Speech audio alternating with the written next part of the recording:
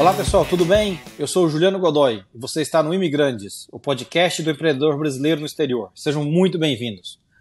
Bom, hoje, antes da gente começar, vou pedir aquele favor que eu sempre peço aqui. Quem está ouvindo a gente pelo Spotify, pelo Apple, vai lá, se inscreve no canal para receber notificação. Quem está acompanhando, vendo pelo YouTube, também se inscreve no canal, deixa aquele like, aquele comentário, para que essa mensagem chegue para mais gente.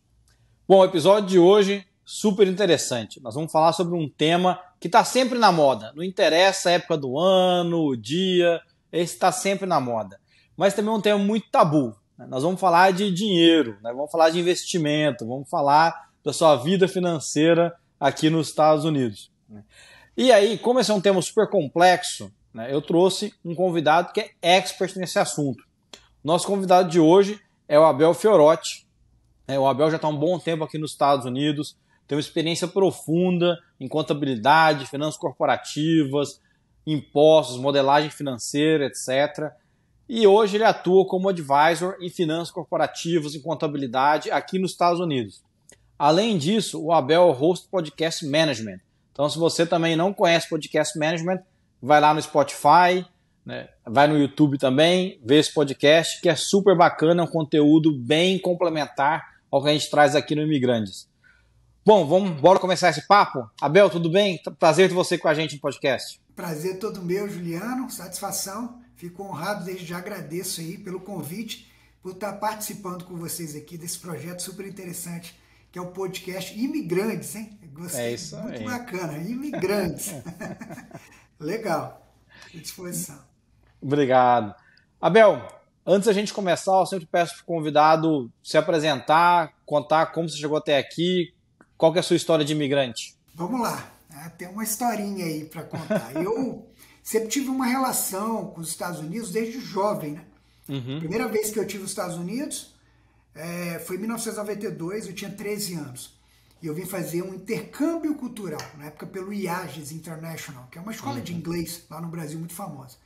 Vim criança, com uns colegas, e desde aquela vez me marcou muito a América, e fiquei com aquilo, né? Caramba, gostei muito. Depois vim várias vezes também a passeio, e aquilo foi como um desejo interno amadurecendo. Em 2005, eu vim fazer um curso, que eu fui convidado, eu já era professor universitário no Brasil, dentro da Bolsa de Valores de Nova York, na New York Stock Exchange. Nós viemos em 5 professores brasileiros fazer um curso de um mês sobre o mercado acionário nos Estados Unidos. Lá no Wall Street, foi um curso bem bacana. Aí aquilo também, novamente, eu já tinha aquele desejo internalizado, aquilo me deixou ainda mais motivado a buscar. Em 2006 vim para Boston, fiz um curso preparatório para ser aceito à universidade, o TOEFL, que é um curso que você precisa, um teste, perdão, que você precisa ter um número mínimo de score, né, que seria uma nota, para você ser aceito numa universidade. Então eu tinha um objetivo de vir estudar. Estava tudo certo, tinha até alguns aceites, viria para cá final de 2007, 2008, aí minha esposa ficou grávida do Arthurzinho, que é meu segundo filho, e aí eu adiei mais uma vez. Quer dizer, eu comecei a planejar em 2006, 2007, eu me mudei para os Estados Unidos em 2016. Então levou aí 10 anos devido às circunstâncias da vida. Claro. Em 2016 eu vim para os Estados Unidos para fazer um mestrado. Então fiz um mestrado em Finance e Investment Management na Sacred Heart University, em Fairfield, Connecticut. Então seria um ano sabático. Eu vim com a minha família, falei, vou ficar 1 ano e meio e depois a gente volta para o Brasil e tal. Logo que eu vim, inicialmente. Só que a gente veio, eu fui trabalhar num banco de investimento na região de Nova York, chama BCP Securities, que era um programa da própria faculdade que estimulava, e tinha amigos também que já trabalhavam lá nessa instituição e que me ajudaram nessa colocação. Trabalhei nesse banco e não tinha oportunidade de continuar no banco, porque na verdade eu trabalhei, mas era um programa atrelado à faculdade, que chama CPT, Curricular Practical Training. Tá. No final das contas, eu era um estagiário, né? Uhum. Formalmente falando, mas viajei para o Brasil pelo banco, sempre fui muito bem respeitado, profissionalmente falando lá. Uhum. Não quis voltar para o Brasil, a família gostou, a gente resolveu ficar aqui nos Estados Unidos e resolvemos mudar para a Flórida. Então, no final de 2017, a gente veio para a Flórida, morei uma época em Orlando, depois mudei para Boca Raton, onde hoje eu resido já há 5 anos aqui em Boca Raton, onde eu desempenho minhas atividades, tanto executivas, profissionais e, vamos dizer assim, de ensino, aprendizagem acadêmica também, que eu acabo atuando também nessa área. Eu não sei se eu consegui resumir de uma maneira geral, Não, mas a história, ela vem, você vê, ela começou lá em 92, com, vamos dizer, um sonho de criança. Em 2005 ela se solidificou, depois de uma experiência de um curso que eu fiz aqui na Bolsa de Valores de Nova York. Depois cursos profissionais preparatórios para ser aceito na universidade. Circunstâncias da vida fizeram com que eu não viesse antes. E em 2016 a gente realizou aí o projeto de vir, inicialmente como estudante, e depois assim, depois que eu decidi ficar aqui, eu apliquei para o meu processo, né, imigratório, e fui contemplado com Green Card na qualificação de EB1, né, profissional de primeira preferência, com habilidades extraordinárias. sim. O que eu fico assim honrado e longe disso, não tem pretensão nenhuma, mas é o mesmo classificação do Einstein, né? Você fala, nossa, você longe disso, tá, gente? Eu não tenho a mínima pretensão, mas é um fato. Eu fui contemplado com essa classificação, que me deixa muito feliz, fui muito bem recebido, né?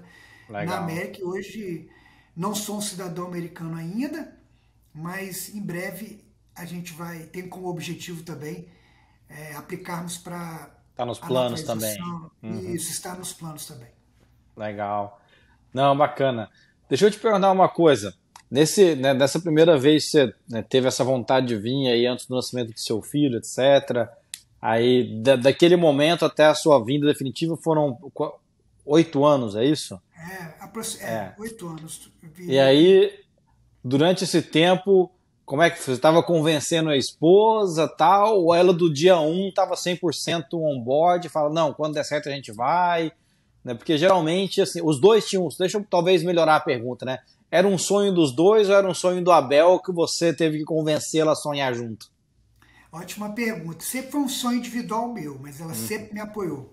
E hoje ela está super adaptada. Se você conversa com ela hoje, ela não pensa a vida dela fora dos Estados Unidos. Então acabou, mas ela embarcou no meu sonho, vamos dizer, era um sonho individual, mas ela sempre me deu apoio. Tanto que quando eu vim fazer o preparatório, eu vim sozinho. Eu fiquei quase 2 meses aqui, a gente já casado. Então eu vinha e ela nunca, tipo assim, pelo contrário, ela sempre apoiou esse projeto e sempre esteve junto. Mas na época a gente ponderou ela grávida, com uma criança muito pequena. No Sim, Brasil tem o apoio familiar, né, da minha claro. sogra e todo um, vamos dizer assim, vida de imigrante, você sabe muito bem, é um recomeço, você tem que começar novamente. E a família de primeiro, vamos dizer assim, de primeiro grau, a gente não tem. Minha família, eu sempre falo, é eu, minha esposa e meus filhos. Eu tenho minha mãe, está no Brasil, tenho um irmão, está no Brasil, meu sogro, sogra, estão todos no Brasil.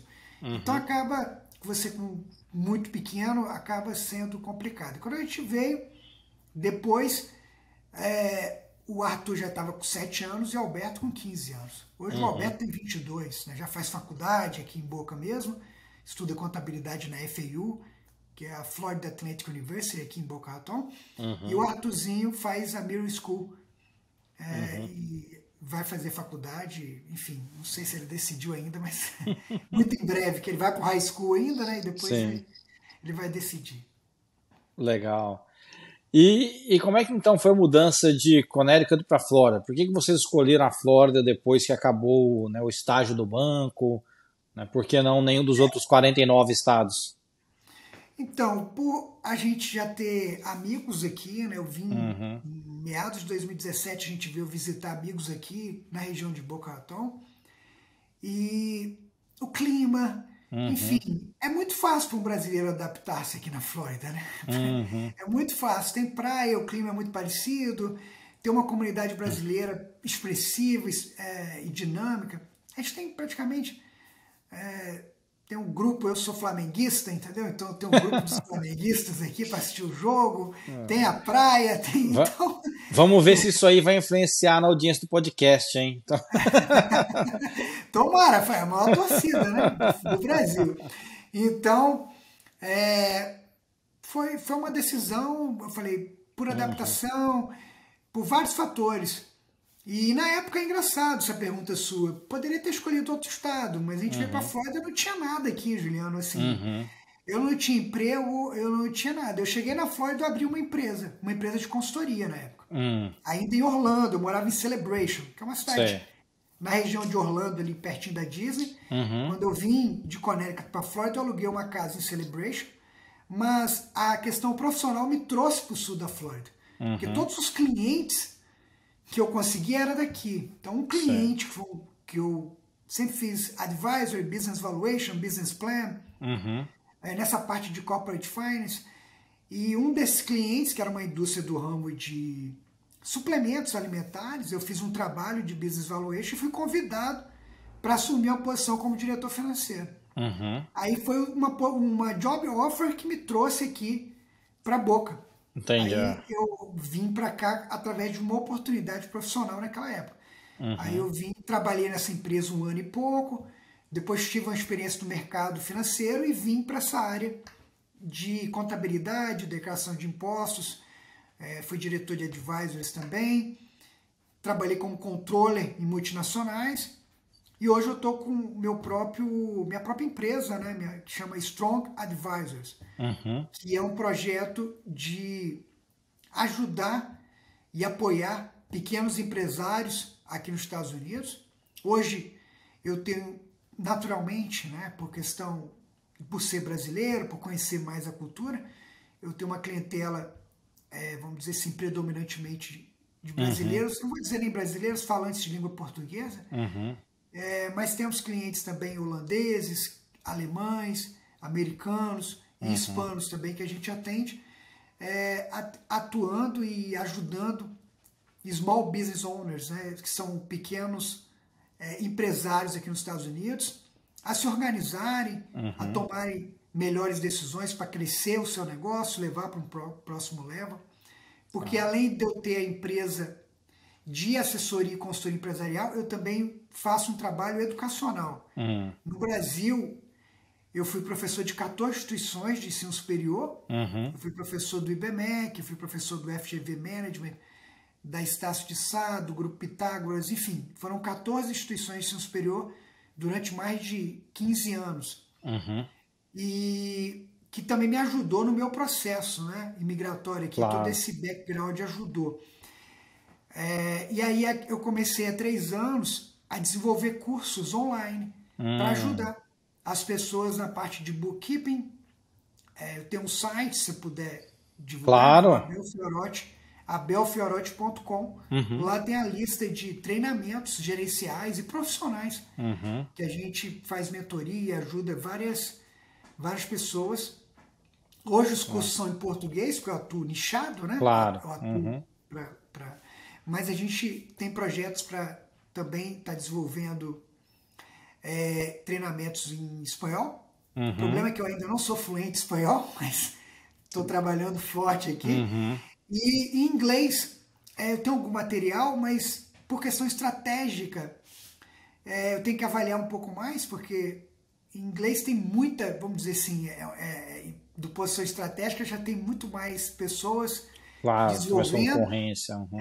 Então, no nicho específico hoje, talvez É. seria para o momento. Mas a intenção é também começar a desenvolver conteúdos em inglês, porque também tem imigrantes, Juliano, não americanos, imigrantes de outras nacionalidades. Eu me Uhum. lembro quando eu fiz um mestrado, muitos colegas da Arábia Saudita, Uhum. e o conteúdo em inglês para eles vai ser muito valioso, entendeu? Claro, Eu, claro, não claro. vou falar árabe de forma alguma,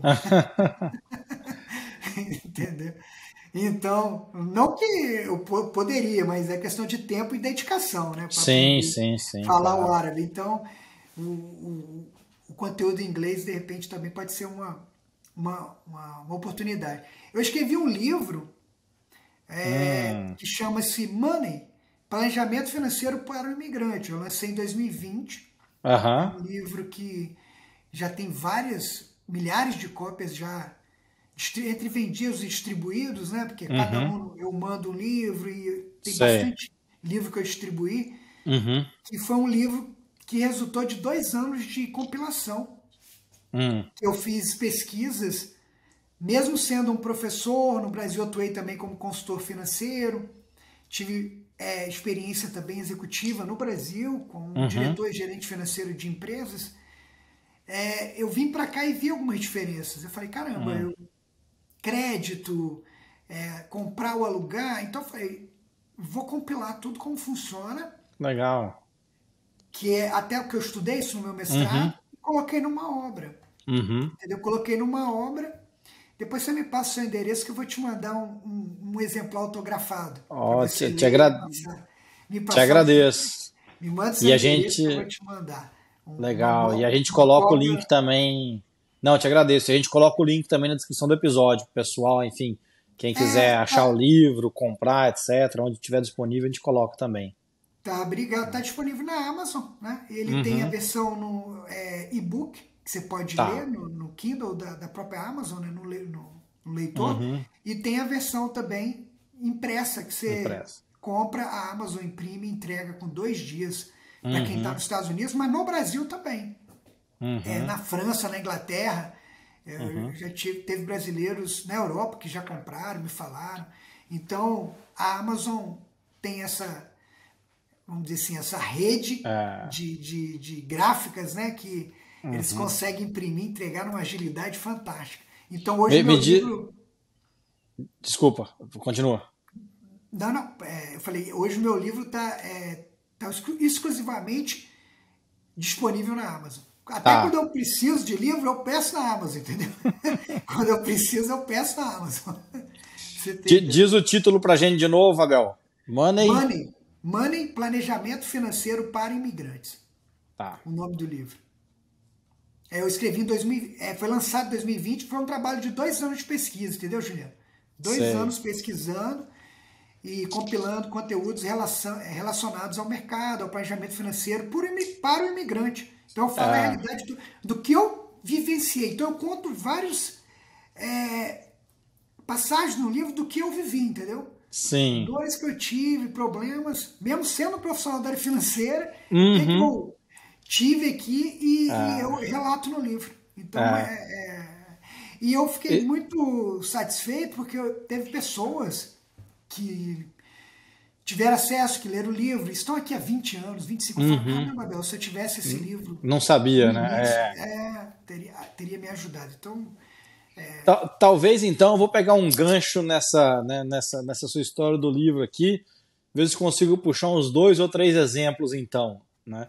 Acho que um grande e cara, coincidentemente, né? Hoje tava falando com um amigo meu e ele recebeu uma mensagem no WhatsApp de um outro brasileiro, tá acabando de se mudar para cá e falando, ô fulano, eu preciso comprar um carro. É, como é que eu faço? Eu fui na loja, eu não tenho crédito, eu não consigo financiamento. Como é que eu desenrolo isso aí? Você conhece alguém que pode me ajudar? Então, para esse imigrante, e de novo, né, para quem não sabe, você vem do Brasil, você pode ter 10 milhões de dólares, 10 milhões de reais no Brasil. Você vem para cá, você é um Zé Ninguém, né? Porque você não tem o tal do histórico de crédito, né? Isso demora 6 meses para se construir, etc. Então, que dica que você daria então para esse imigrante que está nessa situação? Precisa comprar um carro aqui e não tem crédito. isso é comum, né? Isso aconteceu Aham. comigo. Eu tenho uma passagem, eu relato no livro, inclusive. Tem tudo a ver, Hum, eu já vou responder, mas vou citar o que aconteceu comigo. hum, Eu recebi a proposta de trabalhar no banco, correto? uhum. Lembra? Na BCP Sim. Securities, que é Uhum, um broker dealer, um investment bank. E eu uhum, fui na Macy's, que é uma loja de departamento muito famosa aqui nos Estados Unidos, tem praticamente todos os estados. Eu fui comprar um terno novo. Aí quando você vai no check-out, que eu falei, vou trabalhar no banco e tal, tem que, né, tá bem apresentado lá. Eu ia trabalhar de terno e tal. Fui comprar um terno novo e no check-out a atendente falou assim, você não aplica pro cartão de crédito da Macy? Eu tinha acabado de receber o meu Social Security, porque era um programa da faculdade, né, o CPT, eles tinham emitido o Social. Aí ela falou, você tem Social? Eu falei, tem, então apliquei. Aí eu fui aplicar, veio negativa, cara. Rapaz, eu fiquei muito chateado. Como assim? Eu tinha cartão Black Infinity no Brasil, como assim? Eu fui negado num cartão de crédito de uma loja de departamento que mexeu comigo, cara. Foi um dos gatilhos para me escrever um livro, inclusive. Que eu falei assim, que é isso? Por que eu sou um bom pagador? Foi exatamente o que você falou, você não tem histórico, o sistema não te conhece, não tem nada. Você é um novo imigrante aqui, você precisa começar a utilizar-se do crédito. Ah, Bel, mas é difícil, eu não tenho. Verdade, eu comprei um carro quando eu mudei para cá, eu paguei cash. Comprei um Hyundai Sonara. Eu me lembro como se fosse hoje. Seminovo, paguei, foi o pior negócio que eu fiz na minha vida. Pior negócio. Mas é aprendizado. Paguei cash, entendeu? Um carro usado. O carro era bom até, usei ele bastante, mas do ponto de vista financeiro foi péssimo. Eu não tinha crédito, mas eu tinha economias, que geralmente você imigrante, quando vem, você se prepara, né, financeiramente e tal. Eu tinha vendido também carro que eu tinha no Brasil, usei o dinheiro, praticamente vendi lá e comprei aqui. Mas não é um bom negócio. Você construir créditos, hoje tem como você também, sem crédito, financiar? Tem. Só que você vai pagar uma taxa de juros altíssima. Porque quem vai correr o risco vai ser geralmente essas lojas, até mesmo de brasileiros, mas vai cobrar um juro maior, porque esse cara não tem reporte de crédito, não tem histórico de crédito. Então, é o binômio risco e retorno. A gente concede o crédito em troca de uma taxa de juro maior, obviamente. Para criar um crédito nos Estados Unidos, começar a utilizar-se. Uma estratégia que eu acabo recomendando sempre, foi o que eu fiz. Meu primeiro cartão de crédito foi num banco que chama TD Bank, foi lá em Connecticut. Eu fui, sentei no gerente, falei do caso, sentei com o gerente do banco na mesa e falei, cara, eu sou um profissional, eu tenho cartão de crédito brasileiro, eu quero ter cartão na América, eu fui aplicar para um cartão, fui negado, contei a mesma história. Aí ele, não, Abel, é normal aqui, você não existe no sistema, explicou, vamos fazer o seguinte, vamos fazer uma aplicação para o cartão aqui, nós vamos fazer um Security Credit Card. O que eu fiz? Eu depositei $1.000, e eles me deram um limite de $1.000. Só que não tinha risco para o banco. Por quê? Porque esse dinheiro ficava garantido. Foi durante 6 meses, 8 meses, o que o banco fez? Viu que eu era um bom pagador. Eles liberaram aquele dinheiro que estava preso, né, como garantia. Eles pedem você para colocar o dinheiro numa savings account em seu nome. Só que essa savings account fica segurada para pagar o cartão, caso você fique inadimplente. Claro. Eles viram que o meu hábito, começaram a estudar meu hábito de compra e pagamento, viram que eu era um consumidor responsável, que pagava em dia, tudo direitinho. Com 8 meses, eles liberaram e me dobraram o limite. E aí fui construindo meu crédito. Com esse primeiro cartão de crédito, eu comecei a ter reports, né? Eles começaram a reportar para os bureaus de crédito aqui nos Estados Unidos, que são 3, né? A TransUnion, o Experian e o FICO. Então, eles começaram a ter informações minhas. Logo após eu apliquei para o cartão da Amazon, eu comecei a ter aprovações. A partir dessa primeira aprovação.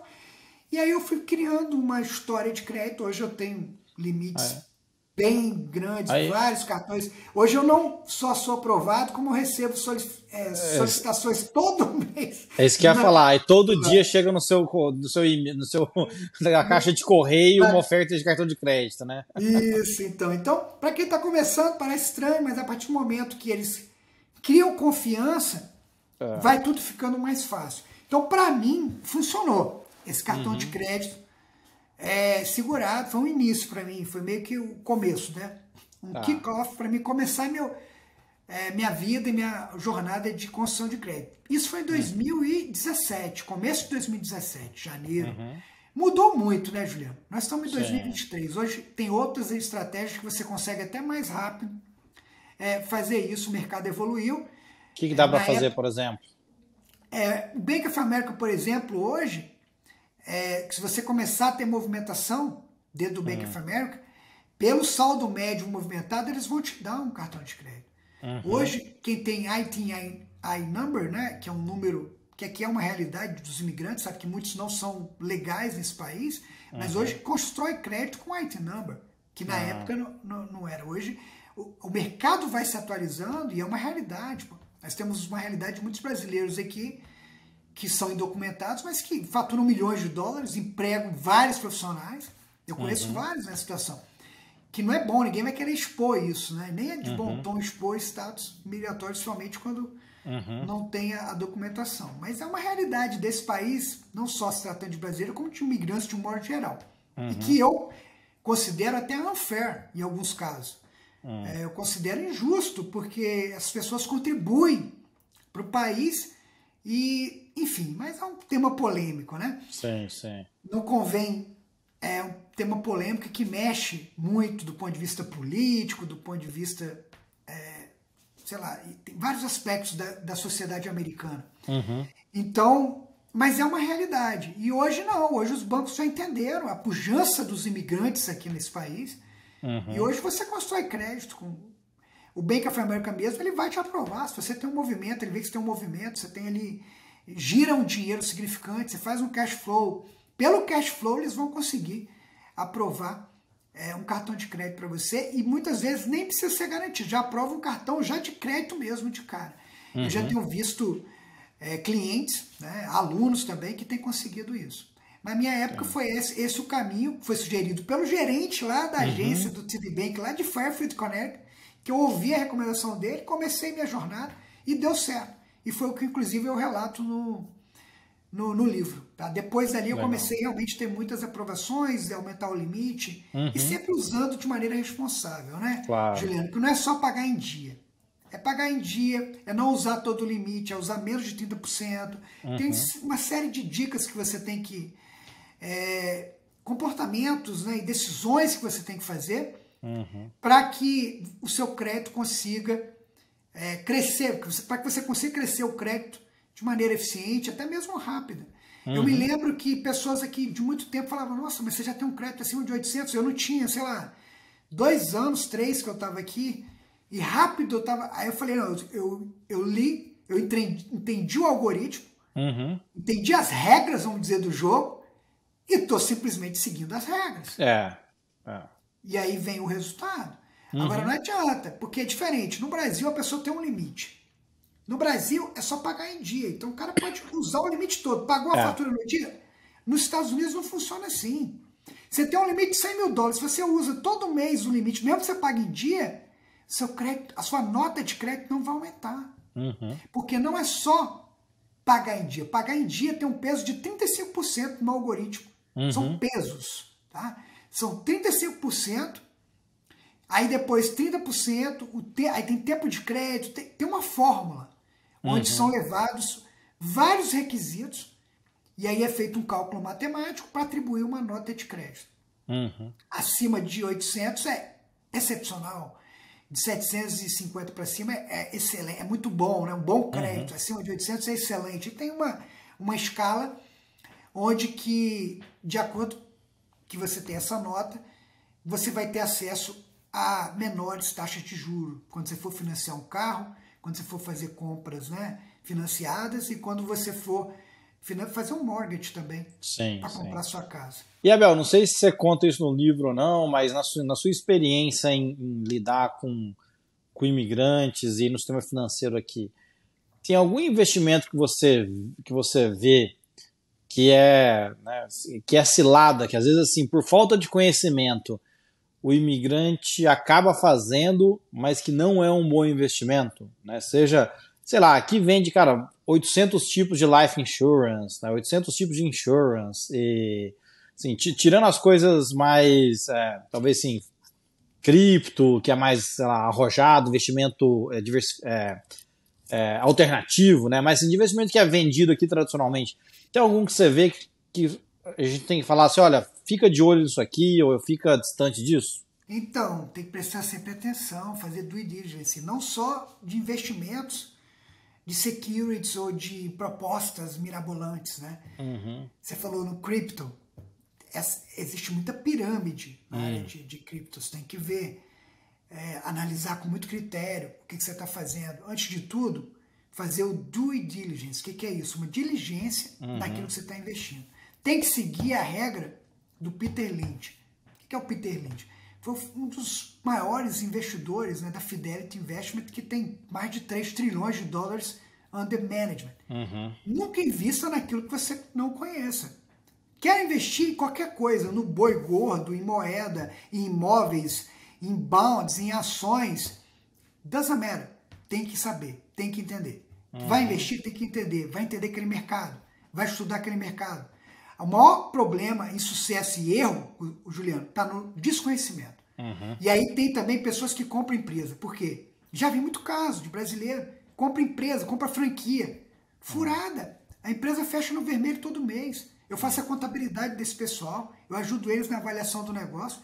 E às vezes o cara está preso porque o visto dele está atrelado ao empreendimento. Tá entendendo? Ele não pode sair, porque se ele vende a empresa, ele perde o status legal dele de investidor aqui na América. Então é como se você estivesse comprando, eu não gosto de usar esse termo, mas como se você estivesse comprando o visto, vamos dizer assim, para ele manter o status. Eu já tive exemplos aqui, pessoas compraram lavanderias, compraram vários tipos de negócio, a empresa fecha no vermelho. Faltou o quê? Faltou uma pesquisa, faltou uma análise, entendeu? Que às vezes a pessoa ficou tão assim, afoita ou preocupada em ter o visto, esqueceu de fazer a diligência do negócio. Falou, quer investir? Tem que entender. Vou montar uma lavanderia, vou montar um supermercado, vou montar uma empresa de limpeza, sei lá, de construção, que é muito comum, muito brasileiro envolvido nessas atividades. Tem que fazer uma pesquisa, tem que fazer um business plan, tem que analisar, tem que pesquisar o mercado, tem que entender aquilo que está fazendo. Se você fizer isso serve para qualquer investimento. Investir em quê? Qual que é o principal investimento, Juliano? O investimento que dá mais dinheiro é qual? Para cada um de nós, qual que é? Você qual mesmo. investimento que vai dar mais dinheiro? Em você mesmo, na sua qualificação, mas em termos de ativo. Que o ativo é um ativo intangível, ok. Você, ok. Vamos falar, o que vai dar mais dinheiro? Você vai investir. A sua própria empresa. Concorda? É o seu negócio. Não tem nada, não tem ações, não tem bond, não tem criptomoeda, não tem nada que vai dar mais dinheiro que a sua empresa. Coloca isso na sua cabeça. Se você tem uma empresa e ela está desorganizada, você está perdendo dinheiro, cara. Porque, eu tô pegando dinheiro, estou investindo na bolsa, legal, tá pensando na aposentadoria. Eu faço isso, todo mundo tem que fazer isso. Mas o que me dá mais dinheiro é o meu business, é a minha empresa. O que dá mais dinheiro para você é o seu business. Então você tem que estar organizado, você tem que se organizar, tem que fazer o bookkeeping de maneira correta, tem que ter um controle financeiro adequado, tem que comply the law, tem que atender os requisitos da lei para declarar o seu imposto de renda de maneira correta, para depois não vir penalidades, multas e etc. Porque as pessoas falam, Bel, aqui nos Estados Unidos é tudo muito liberal, correto, porque aqui é um sistema de honras. Mas, se você for auditado, você tem que ter a documentação pertinente. Você tem que ter todo tem que ter o backup, né, de documentos para poder comprovar toda aquela movimentação. O que eu vejo, às vezes, são imigrantes que, de certa forma, negligenciam isso. Não se organizam de maneira adequada. E o ser humano ele só aprende de duas maneiras. Concorda? No amor e na dor, é isso? Na dor e no amor. Alguns se aumenta o nível de consciência, entende e vai acertar. Outros só vai aprender na hora que tomar uma pregada, algum problema, aí aprende. Porque tomou uma porrada, aí ela doeu, aí ele aprendeu. Então quais são os principais problemas que você vê aí quando você faz o tax returns da galera? Assim, é o que? A gente... Sem falar dos clientes, mas enfim. Ou talvez assim, o que você recomenda para que eles não façam? Então, vamos lá. Tem muitas coisas que a gente vê que as pessoas por ser um sistema de honras, às vezes eles abusam, né? Utilizam do sistema não de uma maneira totalmente correta. E muitas delas, muito desses abusos estão relacionados às deduções dos negócios. O que é isso? Misturar conta pessoal com conta da empresa. Nunca faça isso. Ah, Bel, mas eu tenho uma empresa dentro de casa. É um home business. Cara, constitui uma empresa, aplica para um EI number, cria uma conta bancária do business, separa. Não misture. Evite pagar conta pessoal na conta bancária da empresa. Ok? Evite pagar.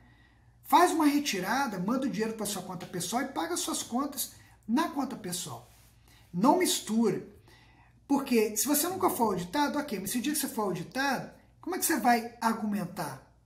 Nenhum agente do IRS que for auditar vai querer, ele quer ver o que? Organização. Já tive relatos, Juliano, de alunos e também, né, de clientes que já foram auditados e que o agente até vê alguma discrepância, mas que não dá nenhuma penalidade. Por quê? Devido à organização. Ele fala assim, caramba, é muito organizado. Olha, está sendo feito tudo direito, tudo muito bem nos detalhes. Porque o próprio IRS sabe que nenhuma declaração de imposto de renda é perfeita, correto? Nenhuma. Nem do presidente da República. Se for olhar mesmo, pode ter alguma falha. É normal, o tax code aqui nos Estados Unidos é enorme. É, né? Muito complexo.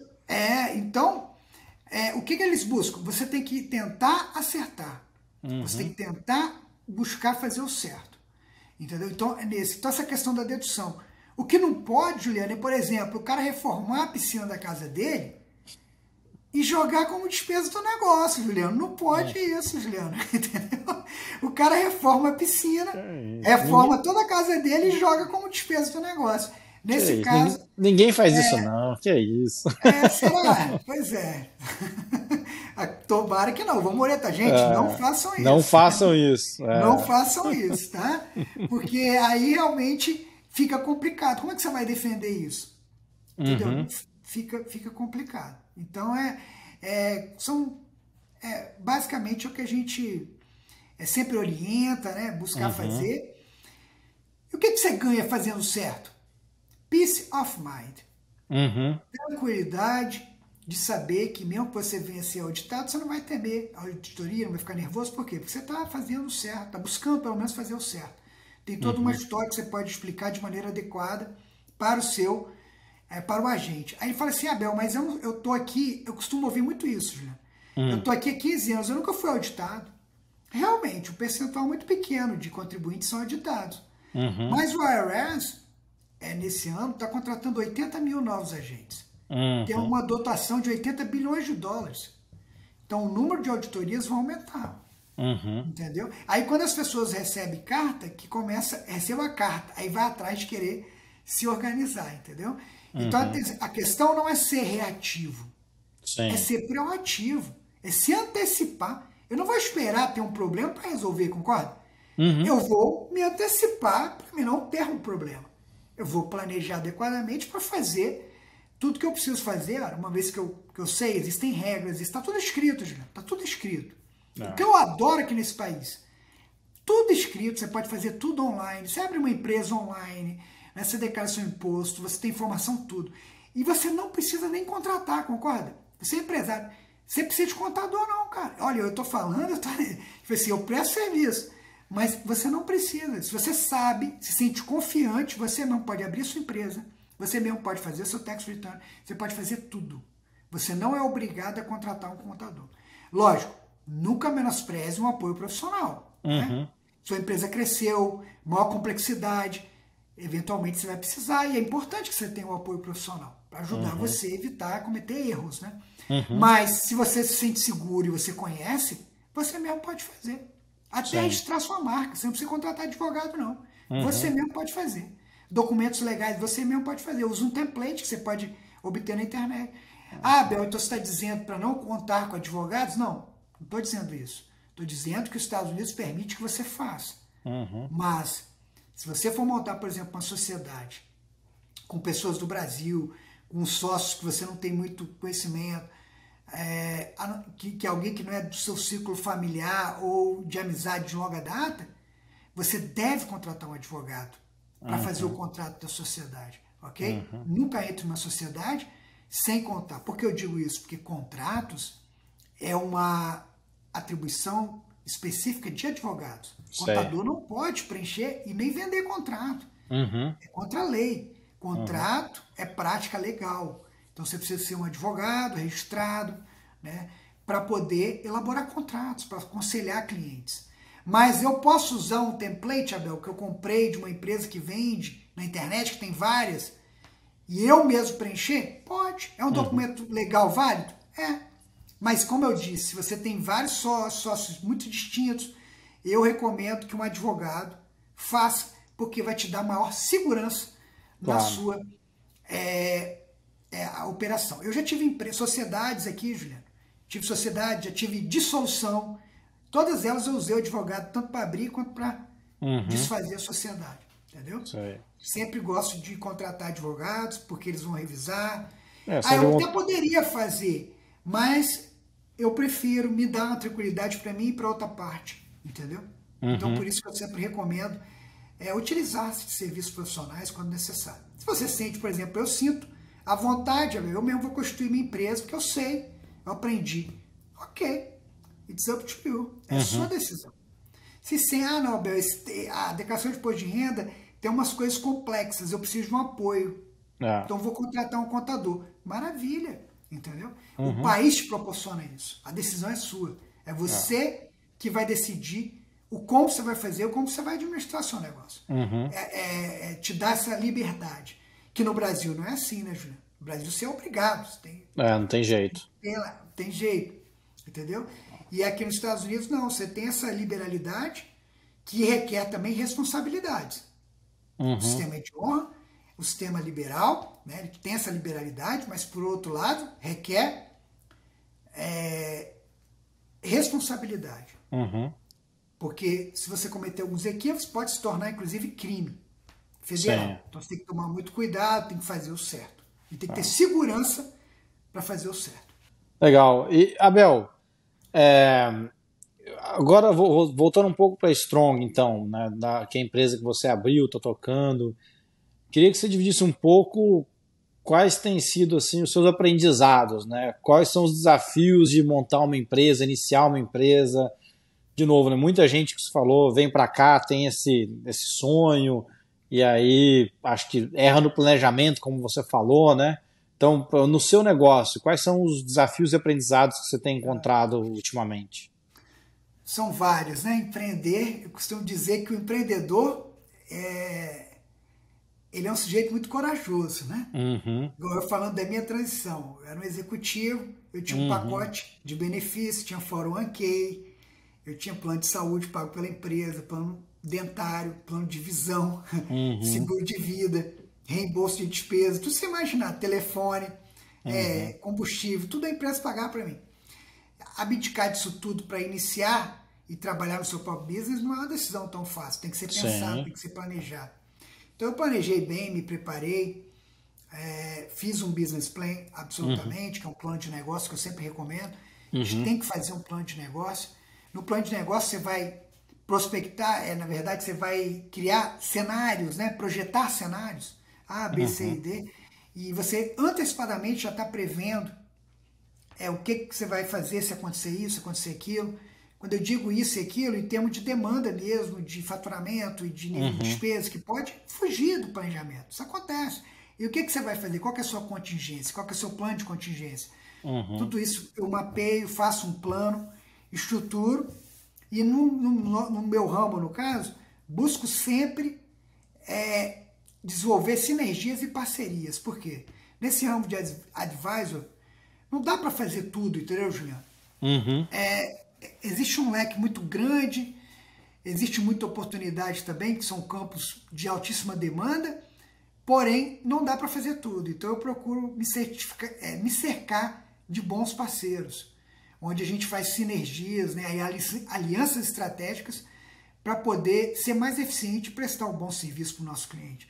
Mas o desafio é você muda, você tem que pensar todos os detalhes, né? Você tem que... E no início, quando você está começando, principalmente o negócio, você não tem uma equipe tão grande, né? Então Claro. você tem que bater o escanteio, matar no peito, chutar pro gol e torcer que a bola entre. Entendeu? No começo é a história de empreendedor. Mas o que é fascinante aqui na América? Você pode começar uma empresa dentro de casa. Eu aluguei um escritório, né? Eu já estou tendo overhead, já estou tendo custos, etc. Mas você pode começar a empresa dentro de casa. Não precisa pagar aluguel e nada. Constituir ela na sua casa, começar pequeno e solicitando e trazendo clientes e gradativamente você ir crescendo. Você pode começar a empresa na garagem e essa empresa se tornar uma empresa milionária ou bilionária, porque não? Isso é possível aqui nos Estados Unidos. É sim. Entendeu? Legal. Transforma ela, muda a estrutura legal para captar investidores, receber aporte e aquela empresa crescer. Então é possível sim.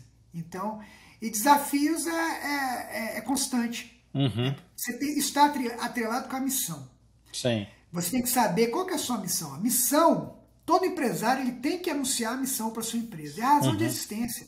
Eu acordo de manhã, o que eu vou fazer? O que eu vou fazer?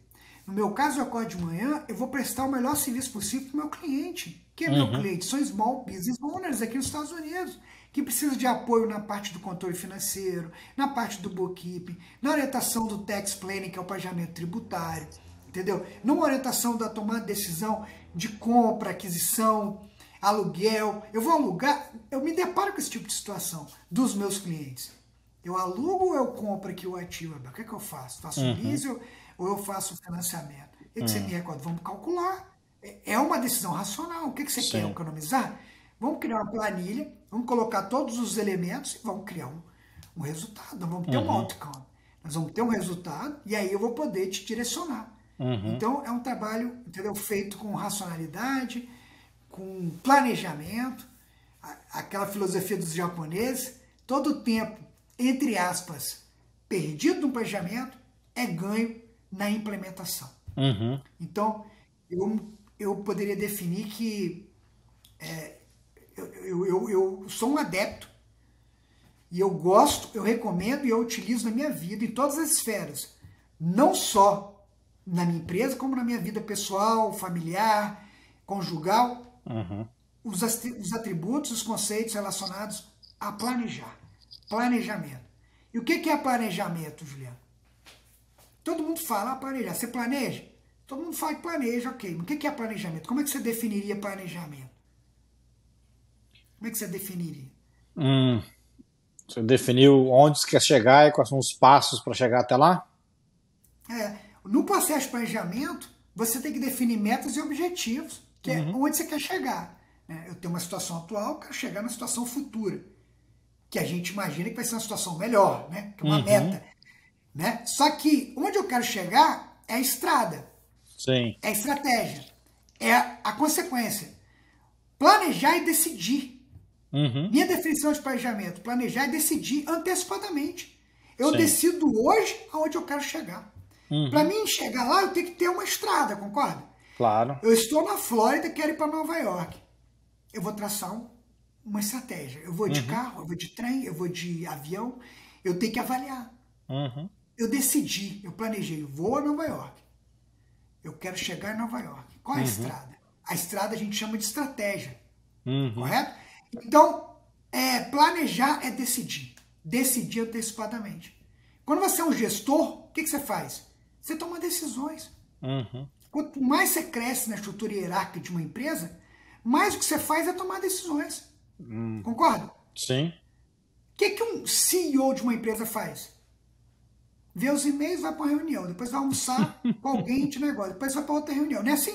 Reunião. É decidindo, assinando contrato, contratando, demitindo, comprando, entendeu? É isso aí. Isso. É decidir. Então, administrar é decidir, tomar decisões. Planejar é decidir antes. É decidir o futuro. Lógico, eu planejo, minha empresa. Eu pretendo vender, sei lá, pretendo ter um lucro de $1 milhão no ano que vem. Ok, vou modelar tudo, vou criar um orçamento. Isso. Vou quantificar e aí vou traçar os planos. Vou mobilizar pessoas e recursos para atingir aquele objetivo. Entendeu? E esse é o enfoque.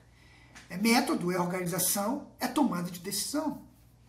Legal. Bem, eu acredito, eu aplico, e como eu falei, os fundamentos de planejamento não é só no business. Você pode usar os fundamentos para a sua vida pessoal, para a sua vida conjugal, para a sua vida familiar, todos os aspectos da sua vida. Você consegue utilizar e aplicar, entendeu? É isso aí. Mas como tudo, Juliano, dá trabalho. Dá trabalho. Igual eu falo, é hábito.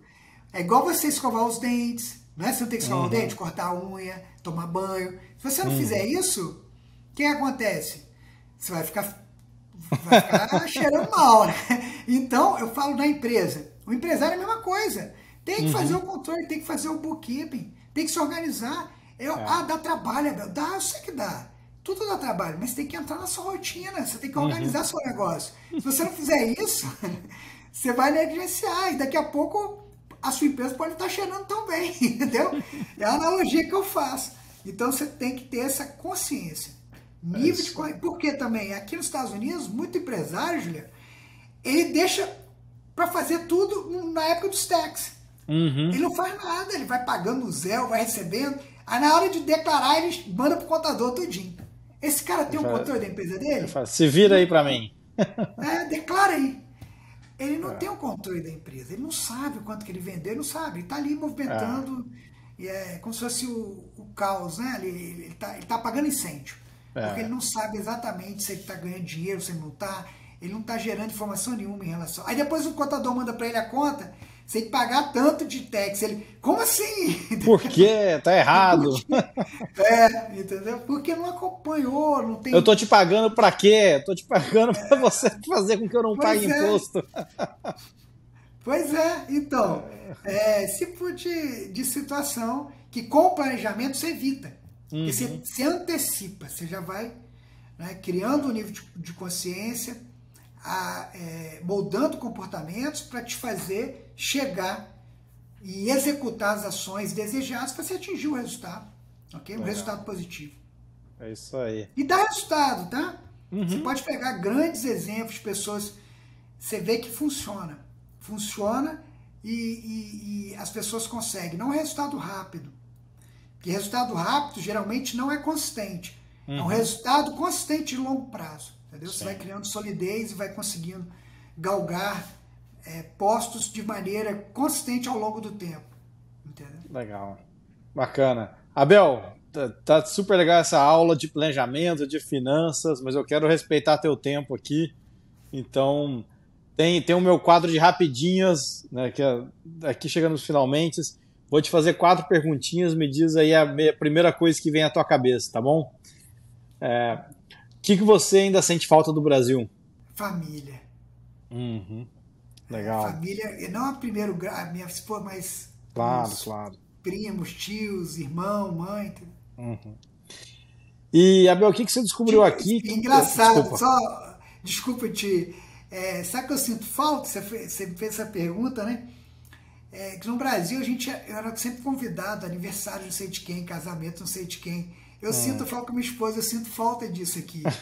Vocês não tem aquelas festas, naqueles buffet arrumados. É isso aí. Como a gente não tem tanto familiar e tal, Aqui isso não é uma coisa tem. que eu sinto falta. Legal. E o que você descobriu aqui que agora você não vive sem? O que eu não vivo sem? Caramba, a pergunta é difícil. Que eu descobri aqui que eu não vivo sem. Rapaz, que pergunta, hein? Que eu descobri aqui nos Estados Unidos que eu não vivo sem. Pensar isso aí, Juliano. Essa é difícil, né? Eu já ouvi de tudo aqui, cara. Eu já ouvi desde sei lá, máquina de lavar louça, que otimiza minha vida, tal. Então, até tipo. Quer falar alguma coisa disso. Mas muita gente fala de liberdade, né? Que hoje aqui a gente tem uma liberdade de ir e vir, uma tranquilidade que no Brasil não se tem mais, né? Pode ser, mas assim, é que no Brasil também, eu graças a Deus, nunca tive problemas em relação a isso. Legal. Mas aqui nos Estados Unidos, e que eu não conseguiria viver bem, é a sensação de segurança, cara. Verdade. Me sinto seguro aqui, porque aqui eu ando à noite com o vidro aberto. No Brasil, de fato, eu não me arriscava a parar no sinal de madrugada, e aqui eu faço isso de maneira tranquila. Realmente, segurança é algo que... Não vou dizer segurança, porque aqui também tem crime, você sabe muito bem. Também. Estou dizendo a sensação de segurança. De fato, a sensação de segurança aqui é muito... nem se compara, né, com o nosso querido Brasil. E, Abel, ao longo do nosso papo aqui, você deu várias dicas, mas se você pudesse dar uma dica só para quem quer empreender aqui nos Estados Unidos, que dica seria? A primeira dica é fazer o dever de casa. É o quê? Planejar. Decidir antes o que você vai fazer de maneira adequada. Sempre. Eu sempre falo isso, como eu disse, se eu sou um adepto, eu aplico isso na minha vida. Você não vai se arrepender. Muita gente acha que é besteira. Regra número 1, planeje adequadamente. Coloque planejamento na sua vida. Quer empreender? Faça o dever de casa. O que é o dever de casa? Planejamento. Planeje o seu negócio, onde você vai, todas as etapas referentes. Jamais entre em qualquer negócio ou se empolgue, que eu já vi brasileiro fazer negócio, que o cara sentou no restaurante, o cara apresentou uma ideia mirabolante e eles definiram o negócio ali na hora e que o que aconteceu? O negócio não deu certo e acabou, no final, tendo problemas, foi até para a justiça, porque não foi feito o devido planejamento. Então, sempre prezo por esse lado aí. Entendi. E, Abel, por fim, tem um livro, um filme, um podcast que você quer recomendar pra gente? Pode ser seu livro e seu podcast, hein? Fica à vontade.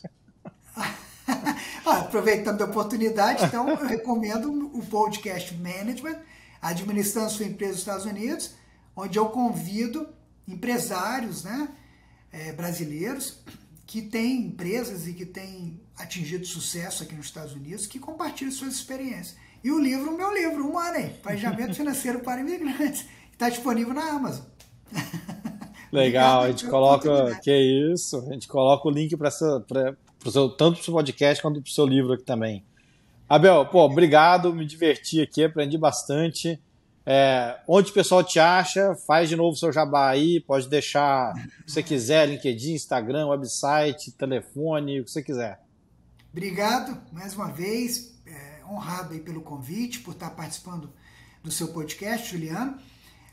Eu tenho o meu site, abelfiorotti.com, com o temudo, né? abelfiorotti.com. Tem o meu Instagram, que é o abel.fiorotti.usa. Tem um perfil no Instagram. Eu tenho um canal no YouTube, que é Abel Fiorotti, consultor no YouTube, você pode pesquisar.